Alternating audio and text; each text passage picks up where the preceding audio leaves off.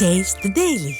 கூடருகே சூறை காற்றுடன் பெய்த ஆலங்கட்டி மழையால் 100 ஏக்கரில் பயிரிடப்பட்ட தக்காளி செடிகள் சேதமடைந்ததால் உரிய இழப்பீடு தொகை வழங்க வேண்டும் என விவசாயி கோரிக்கை விடுத்துள்ளார். பெல்ரம்பட்டி மற்றும் அதன் சுற்றுவட்டார பகுதிகளில் சூறை காற்றுடன் பெய்த ஆலங்கட்டி மழையால் சுமார் 100 ஏக்கர் அளவில் பயிரிடப்பட்டுள்ள தக்காளி செடிகள் மழைநீரில் மூழ்கி சேதமடைந்துவிட்டது. இதேபோல் நெல், வாழை உள்ளிட்ட சாகுபடிகளும் சேதமடைந்துள்ளதால் அரசு அதிகாரிகள் உடனடியாக ஆய்வு செய்து இழப்பீடு தொகை வழங்க வேண்டும் என விவசாயிகள் கோரிக்கை விடுத்துள்ளனர். நிறையா நைட்டு மழை பெஞ்சு ஆலங்கட்டி இறங்கி நிறைய காற்றுல தக்காளி குச்சி போகிறோம். அந்த தக்காளி எல்லாம் சாஞ்சிருச்சு. அது நிறையா ஆணிக்கல்ல விழுந்து காயெல்லாம் வேஸ்டேஜ் ஆச்சு.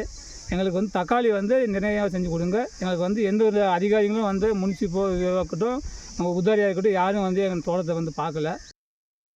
திண்டுக்கல் மாவட்டம் கொடைக்கானல் வில்பட்டி ஊராட்சிக்குட்பட்ட பேத்துப்பாறை, உப்புப்பாறை உட்பட 5 கிராமங்களில் கடந்த 3 நாட்களாக மின்சாரம் துண்டிக்கப்பட்டுள்ளது. சேதமடைந்த மின்கம்பங்களை சீரமைக்காததால் 500க்கும் மேற்பட்ட குடும்பங்களைச் சேர்ந்த மக்கள் இருளில் தவித்து வருகின்றனர். வனவிலங்குகள் நடமாட்டம் அதிகமுள்ள இப்பகுதியில் அசம்பாவிதம் ஏற்படும் முன் விடியா ஸ்டாலின் அரசு மின்சாரத்துறையினர் விரைந்து நடவடிக்கை எடுக்க வேண்டும் என கிராம மக்கள் கோரிக்கை விடுத்துள்ளனர். திருச்சி மாவட்டம் புளியஞ்சோலைக்கு நீராட வரும் சுற்றுலா பயணிகள் உடைமாற்ற இடமின்றி தவித்து வருகின்றனர்.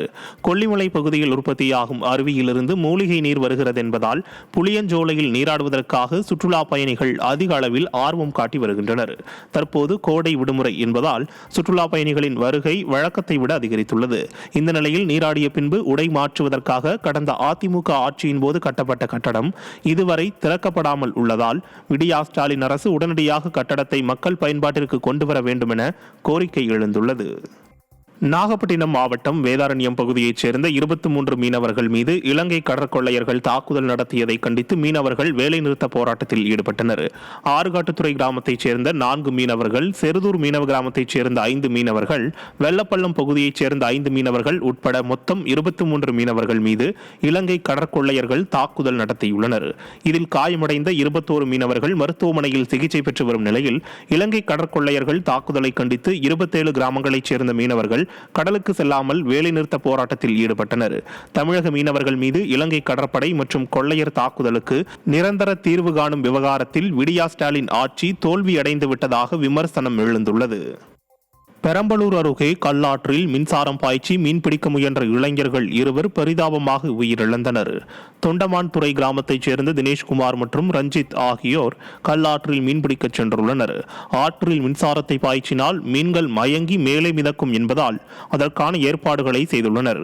அப்போது எதிர்பாராத விதமாக இருவரும் ஆற்று நீரில் விழுந்து மின்சாரம் தாக்கி உயிரிழந்தனர்.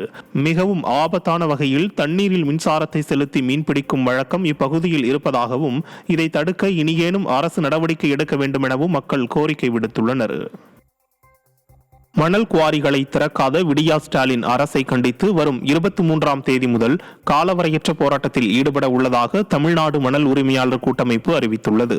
திருச்சியில் கூடிய மணல் உரிமையாளர்கள் மணல் குவாரி விவகாரத்தில் விடியா அரசு மேற்கொண்டு வரும் மக்கள் விரோத போக்கை கண்டித்து உரையாற்றினர்.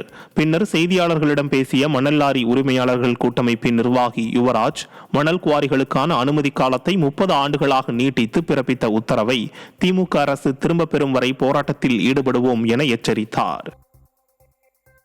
தமிழக அரசு மணல் குவாரிகளை திறக்கும் வரை போராடுவது, எம்சாண்ட் விலையை குறைப்பது, அதிக பாரம் ஏற்றுவதை தடுப்பது, இந்த 3 பிரதான கோரிக்கைகளை முன்வைத்து வருகிற மே மாதம் 23ஆம் தேதியிலிருந்து காலவரையற்ற வேலை நிறுத்தத்தில் ஈடுபடுவது என முடிவு எடுக்கப்பட்டது. திருப்பூர் மாவட்டம் வடக்கு தொகுதி பரமசிவபாளையத்தில் 10 நாட்களுக்கு ஒருமுறை 1 மணி நேரம் மட்டுமே குடிநீர் விநியோகம் செய்யப்படுவதாக பொதுமக்கள் புகார் தெரிவிக்கின்றனர்.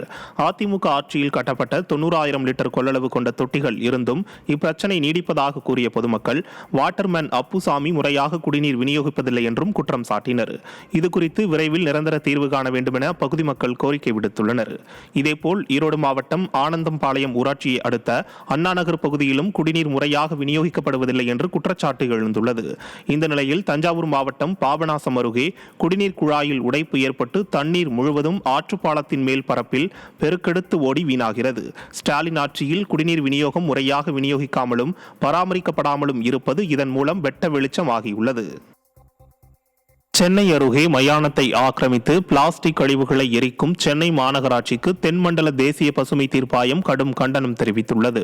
மணலி மண்டலத்தில் சேகரிக்கப்படும் பிளாஸ்டிக் கழிவுகளை எரிப்பதற்காக மாத்தூர் மயானத்தின் ஒரு பகுதியை மாநகராட்சி நிர்வாகம் பயன்படுத்தி வருகிறது. அங்கிருந்து எழும் புகையால் மூச்சு திணறல், தோலரிப்பு உள்ளிட்ட பல்வேறு பாதிப்புகளுக்கு மக்கள் உள்ளாகி வருவதாக புகார் கூறப்பட்டது. இந்த நிலையில் இந்த விவகாரத்தை தாமாக விசாரணைக்கு எடுத்துக்கொண்ட தென்மண்டல தேசிய பசுமை தீர்ப்பாயம் மயானத்தை குப்பைகள் எரிப்புக்கு பயன்படுத்துவதற்கு தடை விதித்தும் குப்பை எரிப்பு திட்டத்தை செயல்படுத்திய மாநகராட்சி அதிகாரிகள் மீது நடவடிக்கை எடுக்க வேண்டும் எனவும் உத்தரவிட்டுள்ளது. வீட்டிலேருந்து சேகரிக்கப்படும் பிளாஸ்டிக் கழிவு எடுத்துகிட்டு வந்து இங்கே வந்து எரிக்கிறாங்க. மக்கும் குப்பை, மக்காத குப்பை நீங்கள் வந்து அடிக்கடி விளம்பரம் வரும் சென்னை மாநகராட்சியில் பார்த்துருப்பீங்க.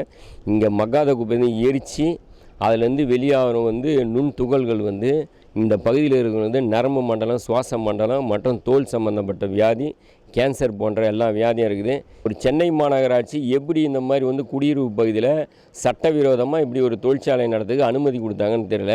இது சம்மந்தப்பட்ட இந்த அதிகாரிங்க மீது நடவடிக்கை எடுக்குமான்னு தெரியல. இது கூட நமக்கு தெரியாது. சமீபத்தில் தென்மண்டல தேசிய பசுமை தீர்ப்பாயம் இந்த வழக்கை தாமாக முன் வந்து எடுத்ததுனால தான் இவ்வளோ பெரிய விஷயமே நம்மளுக்கு தெரிஞ்சிருக்கு.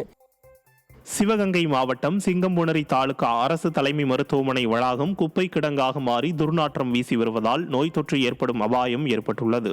இந்த மருத்துவமனைக்கு நாள்தோறும் நூற்றுக்கணக்கான நோயாளிகள் சிகிச்சைக்காக வந்து செல்கின்றனர். இந்நிலையில் மருத்துவமனை வளாகம் முழுவதும் குப்பை கூளங்கள் நிறைந்து புதர் மண்டி காணப்படும் நிலையில் மருத்துவமனை வளாகத்திற்குள்ளேயே மருத்துவ கழிவுகள் கொட்டப்பட்டு எரிக்கப்படுவதால் சுவாச கோளாறு மற்றும் கண் எரிச்சல் ஏற்படுவதாக மக்கள் வேதனை தெரிவித்தனர். எனவே விடியா ஸ்டாலின் அரசு நிர்வாகம் அரசு மருத்துவமனைகளை தூய்மையாக வைத்திருக்க நடவடிக்கை எடுக்க வேண்டும் என கோரிக்கை எழுந்துள்ளது.